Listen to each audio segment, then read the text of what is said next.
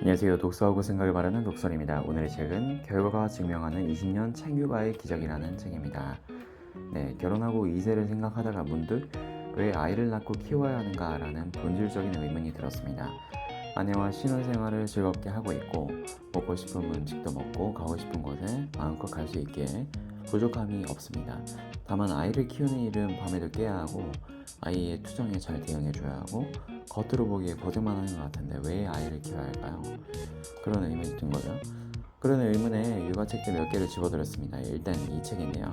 아쉽게도 이 책에는 그 의문에 대한 답이 나와 있질 않네요. 다만 교육 방법에 대한 의문은 조금 해소되어서 좋은 팁을 좀 공유드립니다. 참고하세요. 제가 이 책을 읽으면서 질문했던 거는 아이에게 독서가 중요하다고는 하는데 학원 안 보내고 독서만 해도 아이가 창의적으로 올바르고 남에게 도움이 되는 인재가 될 수 있을까요? 라는 질문이었죠. 그에 대한 답은 학원도 안 보내고 학원 안 보내고 독서만 해도 인재로 성장할 수 있습니다.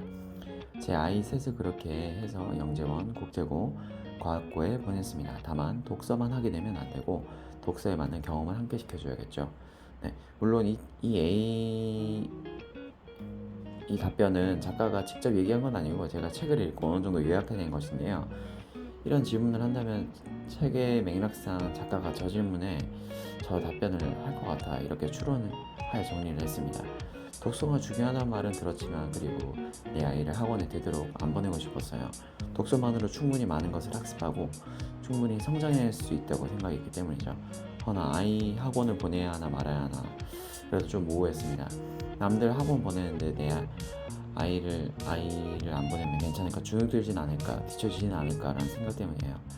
이 책을 읽고 되도록 학원을 보내지 않고 독서 교육으로 아이를 키워야겠다고 더욱 생각이 자리 잡았습니다.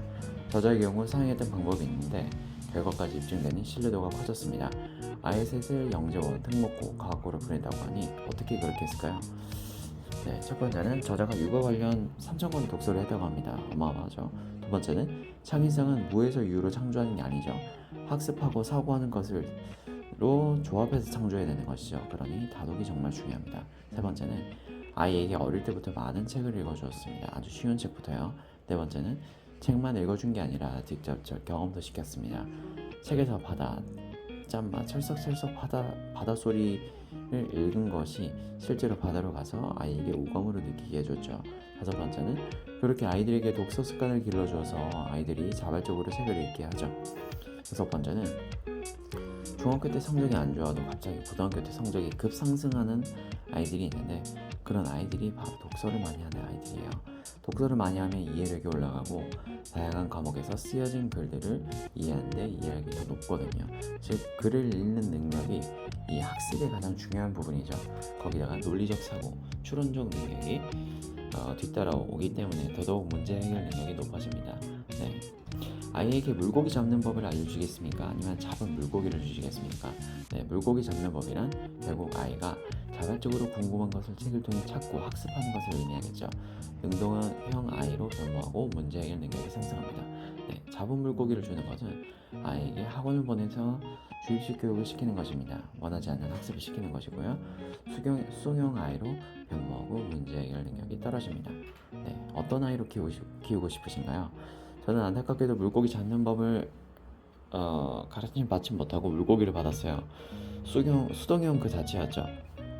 중학교 때 상위권이었던 제 성적은 학원 발이었죠. 고등학교 때 올라가서 첫 잠이 무너졌습니다. 반 꼴찌를 하게 된 거죠.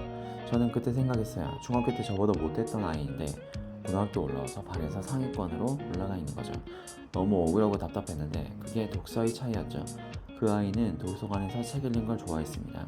저는 초중고 단 한 번도 자발적으로 알고 싶어서 독서를 해본 적이 한 번도 없어요. 거기다 회사에 입사했는데 웬걸 답이 없는 문제들이 산적해 있고 그것들을 저 스스로 문제 해결을 해내야 했죠. 무척 적응하기 어려웠답니다. 전 사회생활 하면서 아주 늦게 독서의 맛을 알게 되어서 이제 이 책 독서 리뷰 기준으로는 380권째 독서를 하고 있습니다. 이 저자가 3,000권의 독서를 했다고 하니 비교도 안 되죠. 학원은 정말 쓸데없는 시간 낭비였죠. 차라리 아이에게 학원 다녀와서 좀 자고 궁금한 것들에 대해서 차라리 아이에게 학교를 다녀와서 좀 자고 궁금한 것들에 대해서 책을 읽고 얘기해보는 시간을 가질 것 같아요. 학교 성적보다 중요한 건 문제 해결 능력입니다. 문제 해결 능력은요, 스스로 자발적으로 자기가 궁금한 것, 모르는 것, 해결해내고 싶은 것을 책을 찾아 독서하고 그걸 경험해 개선 적용하는 행위입니다. 절대 그 누구도 수동적으로 주입해 줄 수 없는 능력이죠. 그러니 여러분, 아이에게 학원을 보내지 마세요. 아이에게 독서 습관을 길러주시길 바랍니다.